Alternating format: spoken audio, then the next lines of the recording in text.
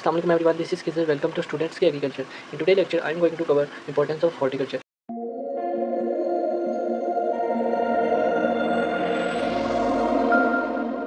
आज के इस लेक्चर में हम देखेंगे कि हमारे हॉर्टिकल्चर की डाइटरी इंपॉर्टेंस के अंदर आगे इकोनॉमिकली और इन्वायरमेंटली इंपॉर्टेंस क्या क्या है।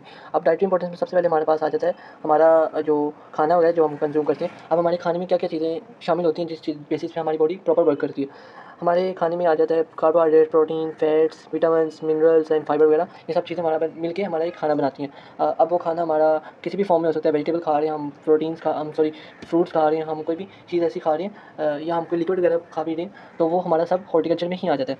अब हम देखेंगे कि नेक्स्ट स्लाइड पे खाने को या फ्रूट्स या वेजिटेबल्स को किस तरह बताया गया कि इसमें कितनी टाइप्स के विटामिन मिनरल्स हैं और ये किस तरह कंसिस्ट करता है डिफरेंट टाइप्स ऑफ मिनरल्स पे।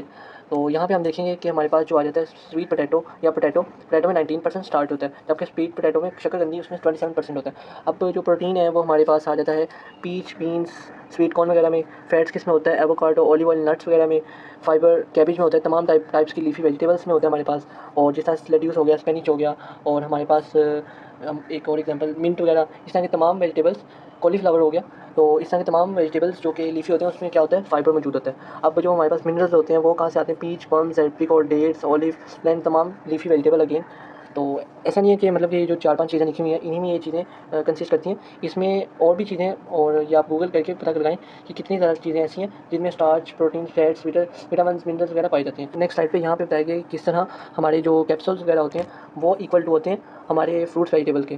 तो जो कैप्सूल इनडायरेक्टली अगर हम फ्रूट वेजिटेबल इस्तेमाल करने लग जाएँ तो हमें ये कैप्सूल वगैरह से छुटकारा मिलेगा।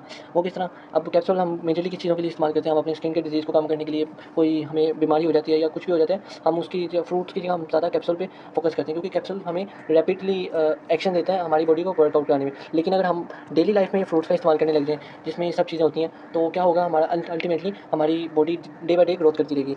तो नेक्स्ट स्लाइड में बताया गया कि किस तरह हमारी बॉडी में ये तमाम चीज़ें पाई जाती हैं। हमारी बॉडी में किस तरह vitamin A, B, C, D और ई वगैरह मौजूद होता है। यहाँ पे विटामिन ए की बात करते हैं सबसे पहले। तो विटामिन ए में हमारे पास मैंगो, स्पेनिच, उसके बाद पीचीज़, कैरेट, ऑरेंजेस, ये तमाम चीज़ें विटामिन ए में शामिल होती हैं। और इसकी अगर डेफिशिएंसी हो जाए बॉडी में तो क्या होता है? स्किन डिजीज़ होने लग जाता है, नाइट ब्लाइंडनेस हो जाती है और किडनी में स्टोन आने लग जाते हैं।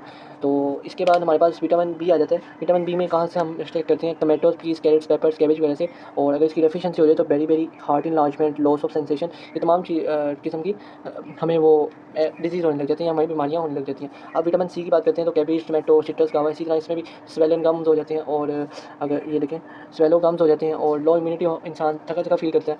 और विटामिन डी ऊपर जिस तरह पढ़ा था हमने, तमाम लीफी वेजिटेबल्स में होता है। तो जिससे क्या होता है? हमारी जो बॉडी में कैल्शियम की जो मिकदार होती है उसको मेंटेन रखती है विटामिन डी। अब यहाँ आपको विटामिन ई हमारे पास रह गया। इसमें ये कहाँ से एक्सट्रैक्ट होता है? बनाना, ऑनियन, लेट्यूस, ऑरेंजेस। और इसकी अगर डेफिशिएंसी हो जाए तो स्टेरिलिटी हमारी बॉडी में, इसकी अगर बॉडी में डेफिशिएंसी हो जाए विटामिन ई की तो स्टेरिलिटी होने लग जाता है। अब नेक्स्ट स्लाइड पे हम देखते हैं कि किस तरह हमने खाने को, जो वेजिटेबल्स हमारे पास होते हैं, फ्रूट्स और तमाम टाइप्स की खाने पीने की चीज़ें, उसको किस तरह हमने उसके कलर की बेस पे हमने उसको डिफरेंट पार्ट्स में डिवाइड किया हुआ है। सबसे पहले हमारे पास आ जाता है ये वाला वाइट फ्रूट। वाइट फ्रूट में क्या होता है कि अगर हम वाइट फ्रूट कंज्यूम करते हैं तो हमें इन सब चीज़ों को प्रोटेक्ट कर सकते हैं अपनी बॉडी में। Immune system, protection of stomach, low cholesterol, heart, healthy heart होता है हमारा, जो पेट का सिस्टम सारा हेल्थी होने लग जाता है सिर्फ वाइट फ्रूट्स खाने से। अब इसी तरह हमारे पास येलो फ्रूट्स भी हैं, आप ये देख लें। फिर हमारे पास रेड फ्रूट्स हैं और पर्पल फ्रूट्स भी हमें बताए गए हैं कि इससे खाने में क्या होता है। लास्ट में हमारे पास ग्रीन फ्रूट बताए गए हैं कि ग्रीन फ्रूट्स अगर हम कंज्यूम करें तो वही प्रोटेक्शन ऑफ स्टमक होगा, हमारे पास हेल्थी बोन्स होंगी, आई प्रोटेक्शन होगी, हमारी इम्यून सिस्टम इंक्रीज करेगा, प्रिवेंटिंग ऑफ कैंसर से हम छुटकारा पा सकेंगे। तो अगर मैं स्क्रीन को छोटा करूँ, आप इसका स्क्रीनशॉट ले लें। तो इस पर थोड़ी सी आप रिसर्च करने की कोशिश कीजिएगा कि अगर हम कोई फ्रूट या वेजिटेबल किसी भी टाइप का कंज्यूम करते हैं तो उससे खाने से हमें क्या उससे फ़ायदा हासिल होगा, हमारी बॉडी में किस चीज़ की प्रोटेक्शन होगी। अब नेक्स्ट पे यहाँ विटामिन सी के कुछ हेल्थ बेनिफिट्स बताएंगे कि विटामिन सी जो हमारे पास होता है वो किस तरह वर्क करता है। विटामिन सी हमें अगर हम कंज्यूम करें तो बूस्ट इम्यूनिटी होता है, इंसान थका नहीं, एनर्जेटिक फील करता है, हमारा मूड इंक्रीज़ करता है, टेस्ट कॉमन कोल्ड, थोड़ी बहुत बीमारियों को ये उसके साथ फाइट करता है। कम्बार्ट कैंसर के भी खिलाफ जो विटामिन सी होता है हमारा वो फाइट करता है। अब वाउंड हेल्प अगर हमारी बॉडी में कोई कट वगैरह लग जाता है तो ये उसको भी वाउंडिंग करने में जल्द से जल्द हेल्प करता है। अब लास्ट में हमारे पास आ जाता है स्किन यूथफुल बनाता है, हमारी जो स्किन होती है उसको अपना जो है ग्लो करते हैं। ऊपर हमने देखा था कि विटामिन सी कहाँ से एक्सट्रैक्ट होता है। विटामिन सी हमारे पास ये इन चीज़ों से निकलता है, कैबेज, और टमाटो, सिट्रस, गावा, ये इनडायरेक्टली अगर हम ये चीज़ें कंज्यूम करेंगे तो हमारे पास हम इन चीज़ों को इंप्रूव कर सकेंगे अपनी बॉडी में। अब हमने पढ़ ली डाइट इंपॉर्टेंस। अब सेकंड हमारे पास इंपॉर्टेंस आ जाती है इकोनॉमिकली, कि हम अपना हॉर्टिकल्चर को आउट ऑफ द कंट्री भेज के या उसकी प्रोडक्ट्स वगैरह सेल करके किस तरह हम अपनी इकोनॉमी को स्ट्रॉन्ग बना सकते हैं। हाई रिटर्न्स होते हैं, जिस तरह मैंने अभी आपको बताया कि हमारे पास जो अगर हम अपने हॉर्टिकल्चर प्रोडक्ट्स को आउट ऑफ द कंट्री भेजें तो वो हमारी अच्छी वैल्यू में उसको सेल करेंगे और हम इनडायरेक्टली तौर पे हमारे पाकिस्तान या हमारी कंट्री को जो अपना मुनाफा होगा एक तरह से, और हमारे ही जो फार्मर्स हैं उन लोगों का लाइफस्टाइल बेहतर होगा। अब फॉरेन एक्सचेंज, जिस तरह अभी मैंने आपको दोबारा बताया कि हम अपने फ्रूट्स वेजिटेबल्स को फॉरेन एक्सचेंज करते हैं। ऑर्नामेंटल प्लांट्स जो हमारे सजावटी पौधे होते हैं, रोजेस, टूलिप्स वगैरह, उनको भी हम इंपोर्ट करवाते हैं, तो जिससे अल्टीमेटली पाकिस्तान को ही फ़ायदा होता है। Raw material like paper, perfumes, furniture, medicine and other cosmetic companies. अब रॉ मटेरियल कहाँ से आता है? हमारे पास जितने भी दरख्त वगैरह होते हैं तो उनों की जो ये चीज़ होती है, हमारे पास वुड लगा लो, डार्क वुड या ऑक वुड, तो उसकी लकड़ी जो काफ़ी ज़्यादा एक तरह से रॉ मटेरियल के तौर पे काम करती है। इकोनॉमिकली इसकी काफ़ी ज़्यादा इंपॉर्टेंस है। इससे बहुत सी चीज़ें बनती हैं, पेपर बनता है हमारे पास, स्टिक्स बनती हैं और बहुत सी फर्नीचर टाइप्स चीज़ें हमारे जो हॉर्टिकल्चर प्रोडक्ट्स के जो ट्रीज़ होते हैं उनों से ही बनती हैं। अब यहाँ कुछ नेक्स्ट पे बताएगी कि एस्थेटिक वैल्यू किसने, हुआ वो अपना पाकिस्तान में हो या आउट ऑफ द कंट्री हो। एस्थेटिक वैल्यू हमारे पास आ जाती है साइड पे जो रोड साइड प्लांटेशन जो होती है हमारे पास, उसके बाद ग्राउंड्स में प्लांटेशन होती है। इंडोर ब्यूटिफिकेशन के लिए हम हॉर्टिकल्चर का इस्तेमाल करते हैं, जिस तरह यहाँ पे किया गया। और क्या उसे सड़कों पे जो हमारे पास जो ग्रीन बेल्ट्स होती हैं ये वाली, तो ये भी हॉर्टिकल्चर के अंदर ही आती हैं। अब नेक्स्ट पे यहाँ बताया गया कि दोबारा इमेजेस के थ्रू बताया गया कि किस तरह हम अपने लॉन गार्डन को हॉर्टिकल्चर का इस्तेमाल करते हुए खूबसूरत बना सकते हैं। इस स्लाइड में हमें बताया गया कि इन्वायरमेंटली हमारे पास हॉर्टिकल्चर की कितनी इंपॉर्टेंस होती है।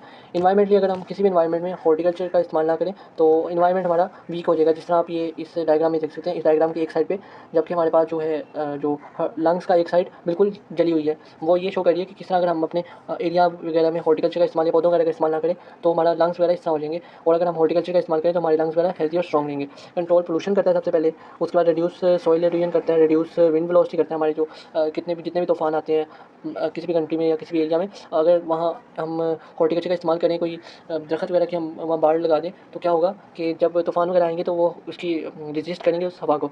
अब माइल्ड माइक्रो इन्वायरमेंट होता है, जितना भी हमारा गर्मी वाला इन्वायरमेंट होता है उसको सारा वो हॉर्टिकल्चर कंट्रोल करता है। अगर हम अपने एक ऑफिस बिल्डिंग है उसके हमारे पास कोई ऑफिस बिल्डिंग है, लाइक ये हमारे पास ऑफिस बिल्डिंग आ गई, हम इसके इर्द गिर्द 5 दरख्त लगा देते हैं, कोई भी हो सकते हैं, 5 हम ट्रीज़ लगा देते हैं यहाँ पे 5, तो क्या होगा कि हमें अपने जो ऑफिस में इंडोर हम लगाते हैं, एसी स्प्लिट लगाते हैं, उसका खर्चा हमारा 15% कम हो जाएगा। ये हमारे टीचर ने हमें ये बात बताई थी कि किस तरह अगर हम अपने ऑफिस के बाहर 5 से ज़्यादा ट्रीज़ लगा दें तो हमारे जो एसी स्प्लिट एसीज वगैरह का खर्चा 15% हमारा कम हो जाएगा।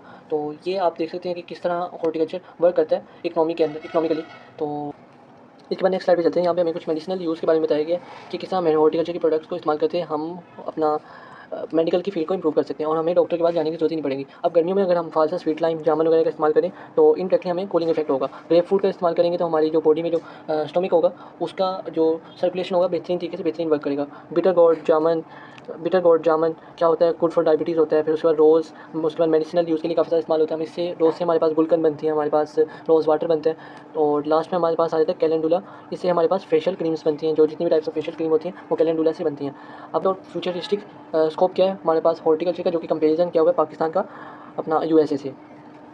तो यहाँ हम बताने की कोशिश कर रहे हैं कि हमारे पास पाकिस्तान में अभी 6% एरिया अंडर हॉर्टिकल्चर है, जबकि मोर देन 20% से भी ज़्यादा यूएसए हॉर्टिकल्चर की फील्ड में वर्क कर रहा है। तो जो कि ये बताती है कि हमें अपने पाकिस्तान की हॉर्टिकल्चर की फील्ड को या अपने हॉर्टिकल्चर जितने भी एरियाज़ वगैरह को इंप्रूव करना पड़ेगा, ताकि हम नेक्स्ट स्लाइड पे हमें कुछ मेजर और इंपॉर्टेंट बातों में बारे में बताया कि पाकिस्तान जो हमारा है 30% से ज़्यादा, मोर देन 30 फ्रूट्स ग्रो करवाता है एनुअली। और इसमें मेजर फ्रूट्स कौन कौन से आ जाते हैं हमारे पास? आ जाते हैं सिट्रस, आ जाते हैं मैंगो, एप्पल, उसके बाद गावा, उसके बाद डेट्स। ये सब मेजर फ्रूट्स हैं जो पाकिस्तान में ग्रो करवाए जाते हैं। अगर ओवरऑल देखें तो पाकिस्तान में फ्रूट्स की कंजप्शन और वेजिटेबल की कंजप्शन एक आदमी के लिए 90, ये लिखा हुआ है 80 ग्राम, और 80 से 90 ग्राम पर डे एक आदमी के लिए इंपॉर्टेंट है पाकिस्तान के अंदर रहते हुए। और अगर WHO की रिपोर्ट के मुताबिक देखें तो 400 ग्राम फ्रूट एक आदमी के लिए इंपॉर्टेंट है।